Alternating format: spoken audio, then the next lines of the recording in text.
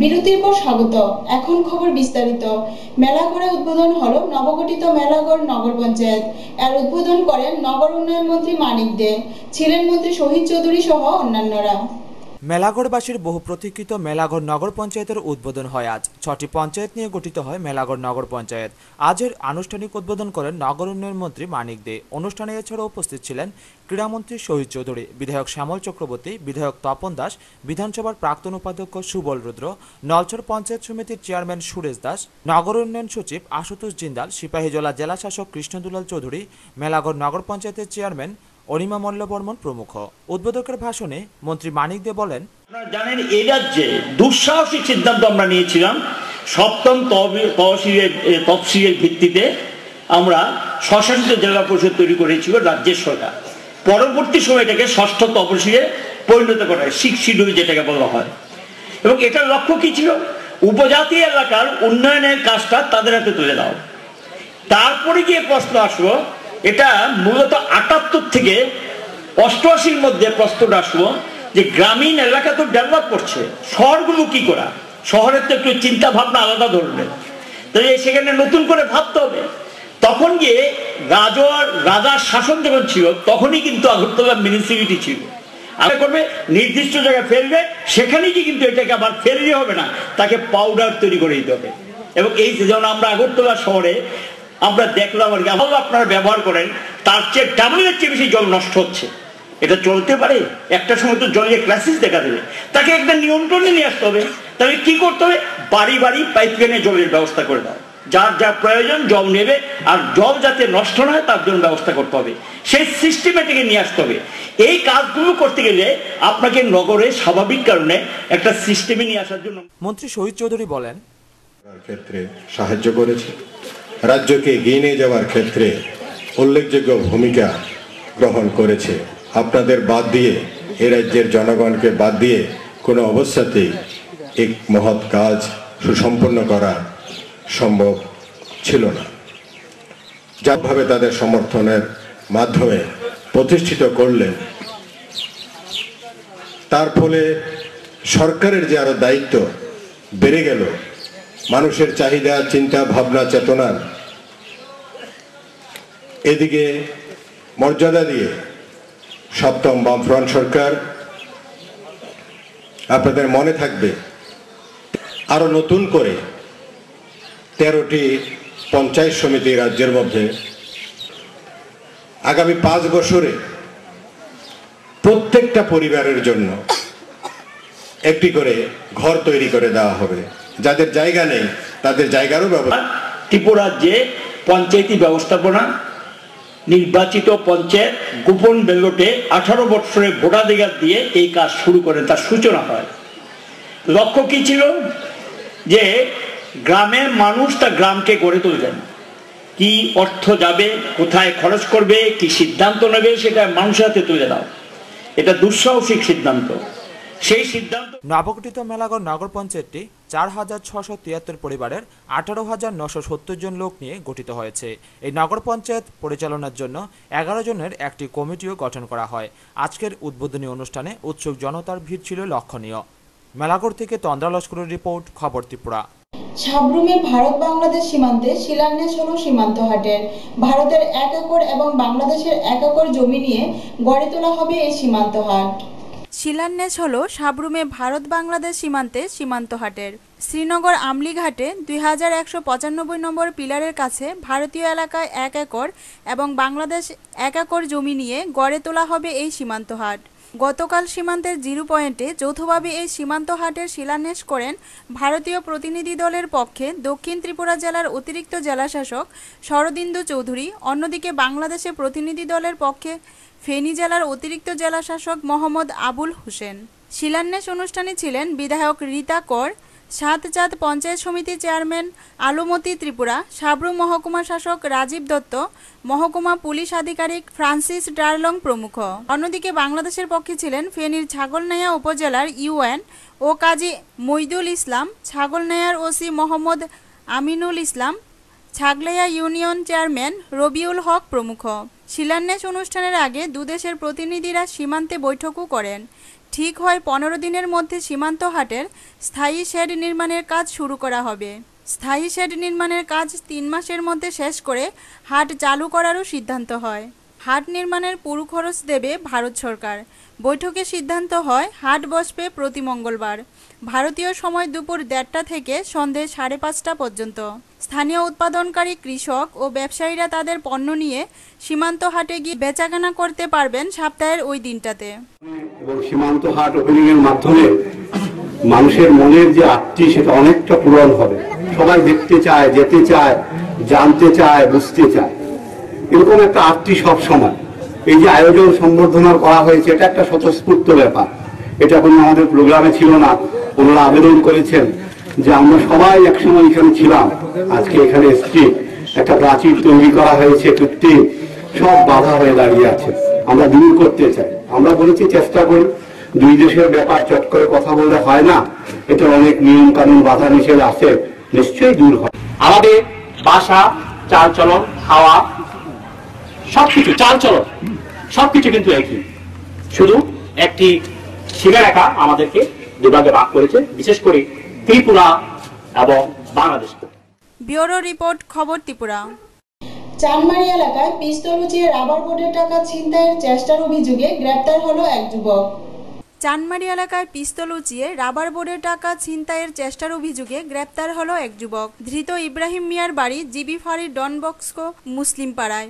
19 বছরের এই যুবক 31 অক্টোবর চানমারি এলাকায় 3 ছিনতাইবাজের একজন বলে দাবি পুলিশের। গভীর রাতে ইব্রাহিমকে তার ঘর থেকে গ্রেপ্তার করে পুলিশ। গতকাল তাকে পশ্চিম জেলার ভারপ্রাপ্ত সিজেএম এর এজলাসে হাজির করে পুলিশ। আদালত তাকে 14 দিনের জন্য জেল হাজতে রাখার নির্দেশ দেন।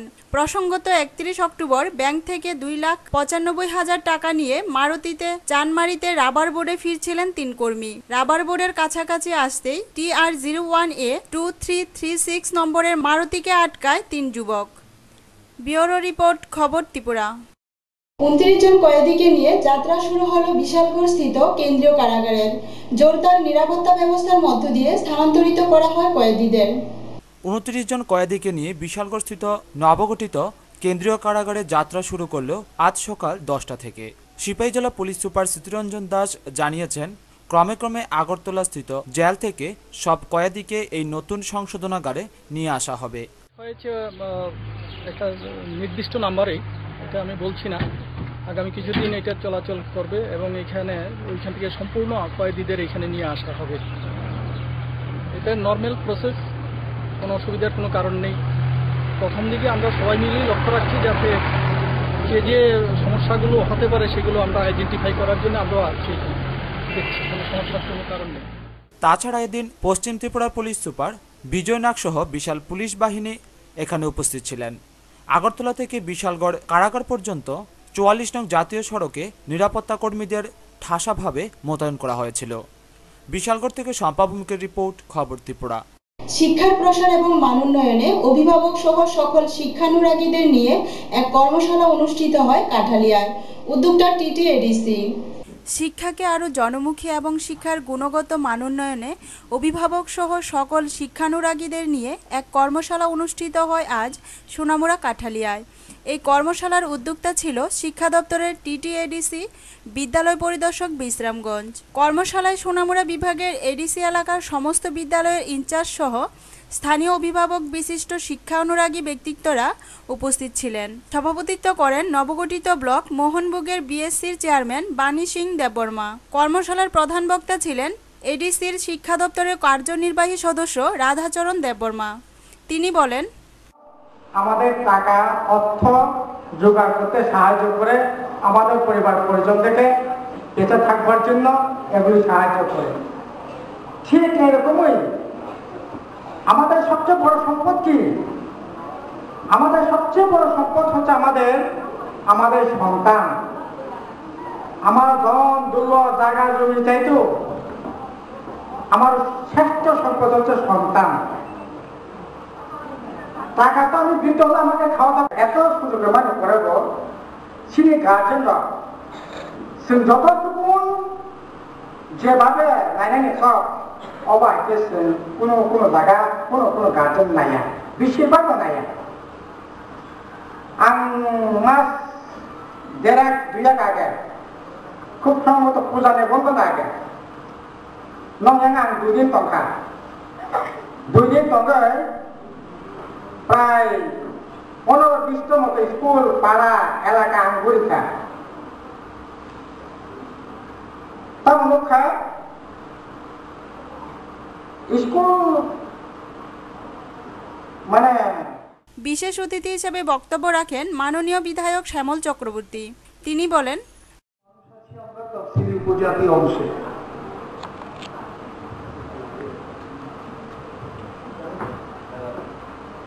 কোন একটা রাজ্যকে এগিয়ে নিয়ে যেতে গেলে পরে তার মধ্যে যতগুলি জাতিগোষ্ঠীর মানুষ আছে তাদের সবাইকে এগিয়ে নিয়ে যেতে হয়। কোন একটা রাজ্যকে এগিয়ে নিয়ে যেতে গেলে পরে তার মধ্যে যতগুলি এলাকা আছে প্রতিটা এলাকাকে এগিয়ে নিয়ে যেতে হয়। ভারতবর্ষ তখনই উন্নত হবে যখন ভারতবর্ষের সবগুলি রাজ্য সব মানুষ উন্নতির দিকে যাবে। ত্রিপুরা তখনই উন্নত যখন ত্রিপুরার সবগুলি সাব ডিভিশন এলাকা ব্লক উন্নত। সোনামুড়া সাব ডিভিশন তখনই উন্নত যখন তার সবগুলি এলাকা উন্নত। ঠিক সেই ধরনের তখনই আমরা এগিয়ে যাব যখন এই রাজ্যের মধ্যে বা দেশের মধ্যে আমরা যে মানুষগুলি আছি সব অংশের মানুষ সমানভাবে এগিয়ে যাচ্ছে। তখনই বোঝা যাবে আমরা উন্নতির দিকে যাচ্ছি। একটা অংশের মানুষ যদি পেছনে থাকে আরেকটা অংশের মানুষ যতই। তাছাড়া অন্যান্যদের মধ্যে কর্মশালায় বক্তব্য রাখেন বিশিষ্ট শিক্ষানুরাগী ভরতমণি নোয়াতিয়া ও বিষ্ণুপদ ত্রিপুরা।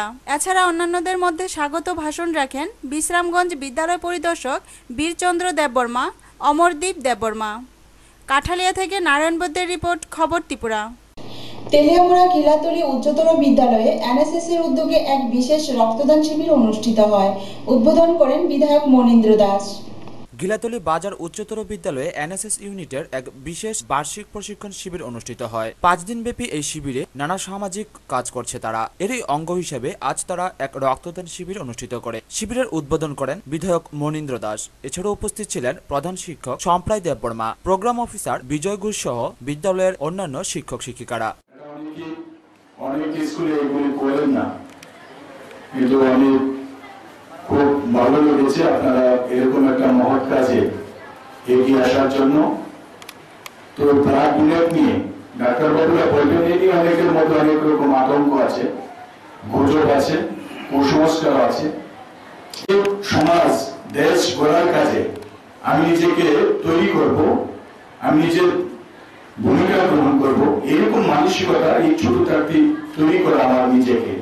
আমি ভালো ছাত্র হব, ভালো মানুষ হব, সাথে সাথে ভালো সমাজ সেবক হব। সমাজের কাজ আমাদের করতে হবে। সমাজের শিবিরে মোট 48 জন রক্তদাতা স্বেচ্ছায় রক্তদান করেন। ছাত্রছাত্রী সহ এলাকাবাসীরাও এর মধ্যে অংশ নেয়। শিবিরে মোট 14 জন মহিলা রক্তদান করেন। তেলিয়ামুড়া থেকে সঞ্জিত দাসের রিপোর্ট, খবর ত্রিপুরা। পানীয় জল ও ডাইনিং হলের অভাবে মিড ডে মিল পরিষেবার নানা সমস্যায় ভুগছে মধুবন কাঁঠালতলী উচ্চতর বিদ্যালয়ের ছাত্রছাত্রীরা। পরিশোধিত পানীয় জল ও ডাইনিং হলের অভাবে সমস্যার সম্মুখীন ডুকরি ব্লকের অধীন মধুবন কাঁঠালতলী হায়ার সেকেন্ডারি স্কুলের মিড ডে মিল পরিষেবা। স্কুলের প্রধান শিক্ষিকা পাপিয়া দেববর্মাও অকপটে স্বীকার করলেন এই সমস্যার কথা। সম্প্রতি মিড ডে মিলে মাংস ভাত খাওয়ানো হয় সেখানে। আমাদের স্কুলের শিক্ষক সুনীল সরকার মহোদয়, উনি আজকে 2-3 বছর যাবৎ আমাদের মিড ডে মিলটা পরিচালনা করছেন। তার সঙ্গে আছেন আমাদের সেলফ হেল্প গ্রুপ, আমাদের এলাকার self help group. Self help গ্রুপের উদ্দেশ্য হচ্ছে সমাজের কল্যাণ করা। হ্যাঁ, ওরা যে কাজটা করছে, আমাদের এমডিএমটা চালাচ্ছে, ওরা নিজেদের লাভালাভের কথা চিন্তা না করে ওরা আমাদের বাচ্চাদের ভালো একটা লক্ষ্যের উদ্দেশ্যে এই এমডিএম এর মধ্যে আজকে প্রতিদিনের পয়সার খরচ বাঁচিয়ে ওরা এই মাংস খাওয়ানোর উদ্যোগ নিয়েছে। এজন্য ওদেরকে আমি ধন্যবাদ জানাচ্ছি। বিশেষ করে আমাদের স্কুলে যারা শিক্ষক শিক্ষিকা আছে ওদেরকে আমি ধন্যবাদ জানাচ্ছি এবং এলাকাবাসীদেরকেও ধন্যবাদ জানাচ্ছি, এবং যারা এখানে আমাদের স্কুলের বিদ্যালয়ের ছাত্রছাত্রীরা আছে ওরাও এই উদ্যোগে, আমাদের যে উদ্যোগ এটাতে ওরা খুব খুশি হয়েছে। আগামী দিনেও আমরা এটা এই মাংস খাওয়ানোর বা এরকম মানে রুচি বদলানোর একটা চেষ্টা করব আমরা। ব্যুরো রিপোর্ট, খবর ত্রিপুরা। অতিবৃষ্টির ফলে শীতকালীন সবজি চাষে ব্যাপক ক্ষতির সম্মুখীন কমলপুর মহকুমার কৃষকরা, দপ্তরের ভূমিকায় ক্ষোভ। অতিবৃষ্টির কারণে কমলপুর মহকুমায় শীতকালীন সবজি ফলনের ব্যাপক ক্ষয়ক্ষতি হয়েছে। মহকুমা কৃষি প্রধান এলাকা বলে পরিচিত দারাং, মেথির মিয়া, হালুলি, 85, দেবীছড়া, ধলাই নদীর উপকূলের কৃষকরা ক্ষতির মুখে পড়েছে। উচ্ছে, বেগুন, ফুলকপি চারা গাছে মড়ক লেগেছে। এলাকার কৃষকরা জানান উচ্ছে গাছের ব্যাপক পচন ধরেছে, যার ফলে পাইকারি উচ্ছের বাজার দর এক লাফে কেজি প্রতি 90 টাকা থেকে নেমে 50 টাকা হয়েছে। বৃষ্টির আগে তারা বীজ দিচ্ছে কেবের থেকে, বীজ দিতে পরে আমরা কৃষি করছি, উস্তা লাগাইছি, উস্তা এখন বিক্রি করতেছি। আজকের থেকে 2 দিন আগে আসতো 70 টাকা কেজি, গতকালকে থেকে 50 টাকা কেজি। কেলিকা বৃষ্টি হওয়ার কারণে আমি তো গতকালকে কমসে কম 30,000 টাকা বিক্রি করলাম উস্তা, এই জায়গাতে আমি 8,000 টাকা বেচছি। কফি গাছের গোড়ায় পোকার আক্রমণ লক্ষ্য করা গেছে। কৃষকদের অভিযোগ, কৃষি দপ্তরকে জানানো সত্ত্বেও দপ্তর এগিয়ে আসে না। কৃষকরা নিজেরাই ঔষধ ব্যবহার করে শীতকালীন সবজি পচনের হাত থেকে রক্ষা করার জন্য মাঠে ঝাঁপিয়ে পড়েছে। তাই আমরাও জানানো হয়েছে, এখন পর্যন্ত কোন লোক আসেনি। মানে কফি, বাঁধাকপি, ফুলকপি এটা মারাত্মক মানে পচনের দশারূপ। ব্যুরো রিপোর্ট, খবর ত্রিপুরা। মহাদেব ষাঁড়ের আক্রমণে ঘটনাস্থলে মৃত্যু হলো এক বৃদ্ধের। ঘটনা আজ সকাল বিলুনিয়া রাধানগর 100 কার্ড এলাকায়। ঘটনায় জানা যায় সকাল 9টায় 65 বছরের বৃদ্ধ জিতেন্দ্র কুমার দাস বাড়ি থেকে বের হয় দোকানে যাওয়ার উদ্দেশ্যে। এই সময় এলাকার এই মহাদেব ষাঁড়টি হঠাৎ আক্রমণ করে তাকে। শৌচালয় সিংহের আঘাতে ঘটনাস্থলে মৃত্যু হয় তার। ছেলে সত্যজিৎ দাস বাবাকে বাঁচাতে এলে সেও গুরুতর আহত হয়। জানা যায় বিগত কয়েকদিন ধরে ষাঁড়টি এলাকায় উন্মত্ত হয়ে রয়েছে। এই ষাঁড় আতঙ্কে এলাকাবাসীদের মধ্যে ভীতির সঞ্চার হয়েছে। এখন খেলার খবর।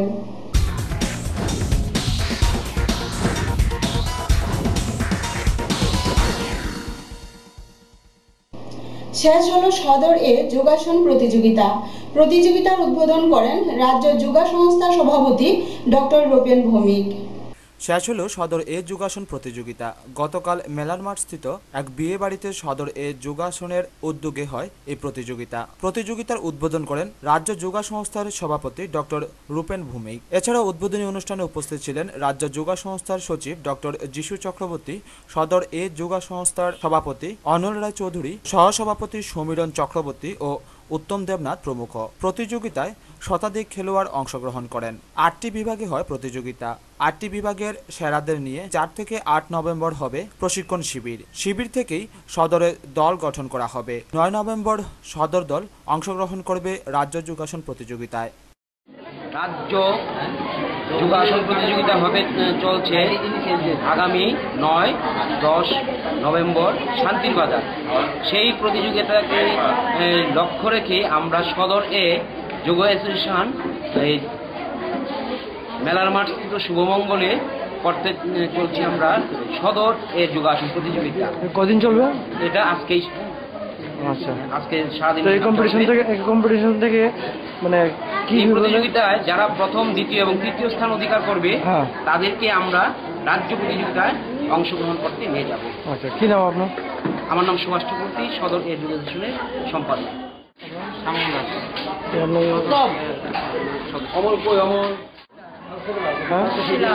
সদর